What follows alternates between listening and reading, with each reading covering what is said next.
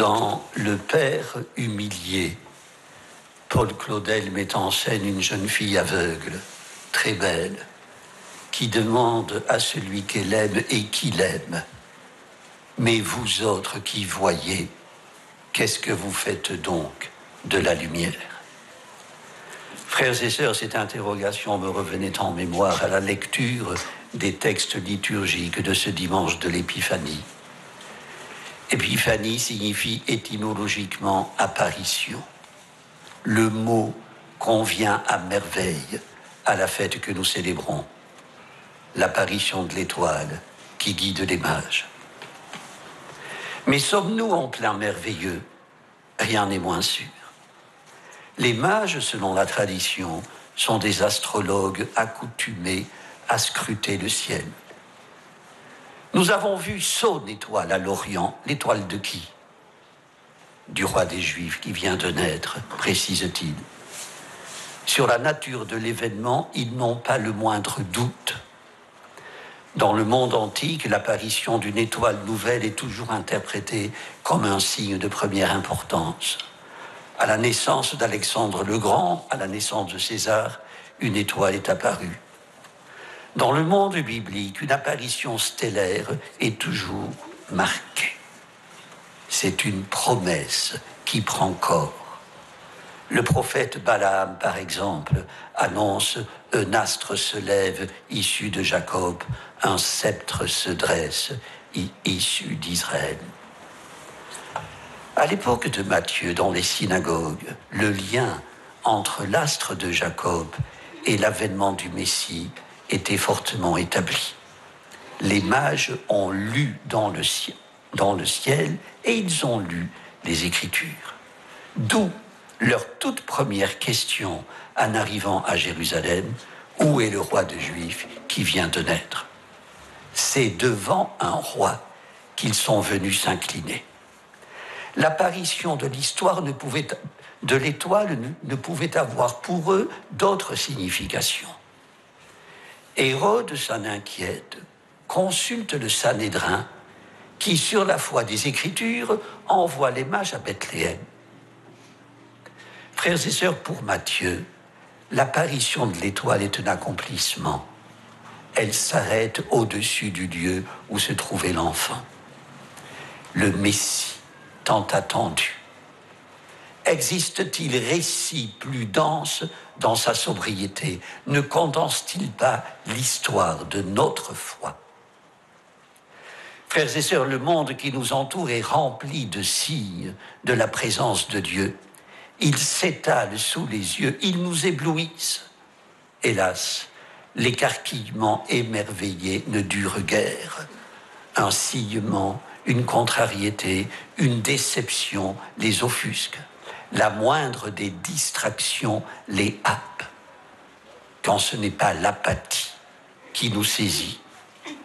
Voyez les membres du Sanhédrin, ils avaient lu correctement les Écritures et sont restés de marbre devant l'accompli de Bethléem.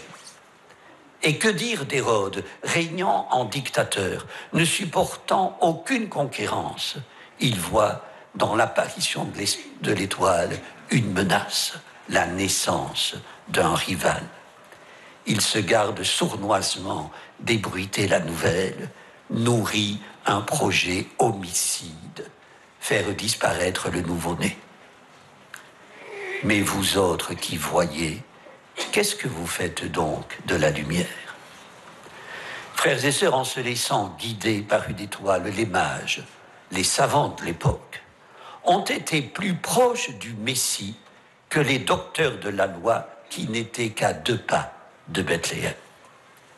Qu'ils s'inclinent devant un enfant qui n'a pas l'apparence d'un roi, qui n'est pas né dans un palais, mais dans une pauvre bourgade, qui repose dans une crèche, est un signe d'humilité.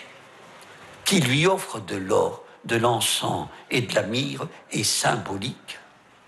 C'est un hommage paradoxal des païens à un roi pauvre, sans diadème, un hommage prophétique. Il traduit une lucidité surnaturelle, une grâce qui seule leur permet de reconnaître qu'ils sont en présence d'un don du Très-Haut. Une lucidité et une grâce, ils ont été avertis en songe, qui les fait s'en retourner à nous mettant de passer par Jérusalem, contrairement à l'ordre reçu d'Hérode. En cela, ils répètent l'infraction des sages-femmes qui avaient reçu ordre du Pharaon d'éliminer tout nouveau-né mâle hébreu. Mais vous autres qui voyez, qu'est-ce que vous faites donc de la lumière? Frères et sœurs, la question devrait nous aller droit au cœur. Sommes-nous éblouis par l'éclat de l'étoile de Bethléem?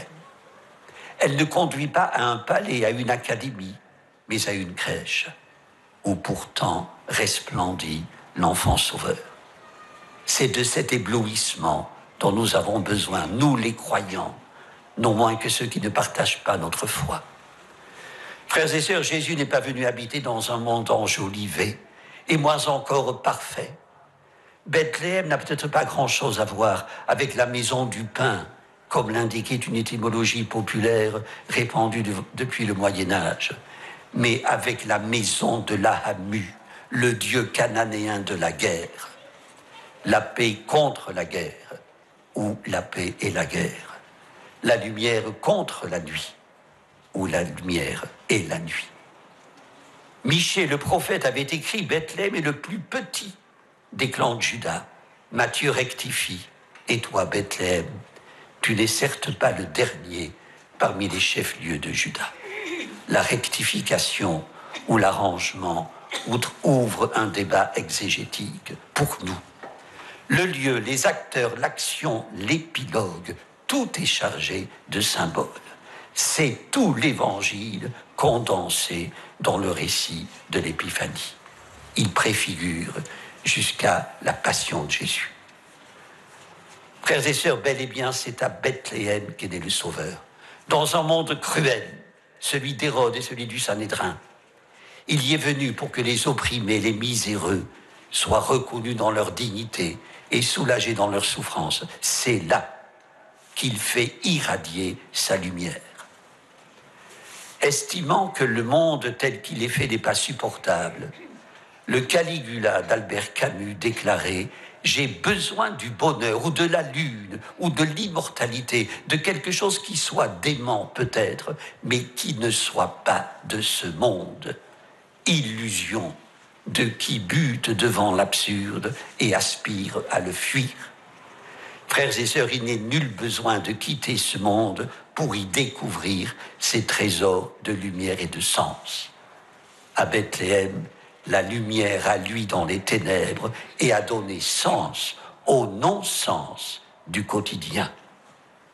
Nous qui avons les yeux de la foi, prenons avec les mages le chemin qui y conduit. Amen. Prions le Seigneur. Seigneur notre Dieu, une étoile a conduit les mages jusqu'à ton Fils. Que l'éclat de ta parole et la lumière de ton esprit nous mènent aujourd'hui jusqu'à toi, le vivant, pour les siècles des siècles. Amen. Le Seigneur soit avec vous. Et avec l'Esprit. Que Dieu Tout-Puissant vous bénisse, le Père, le Fils et le Saint-Esprit. Amen. Notre-Dame de Lourdes, priez pour nous. Sainte Bernadette, ô Vierge Marie, le peuple chrétien, à Lourdes vous prie, chez vous il revient. Ave, Ave, Ave Maria, Ave, Ave, Ave Maria. Allez dans la paix du Christ. Nous rendons grâce à Dieu. Au nom du Père et du Fils et du Saint-Esprit. Amen.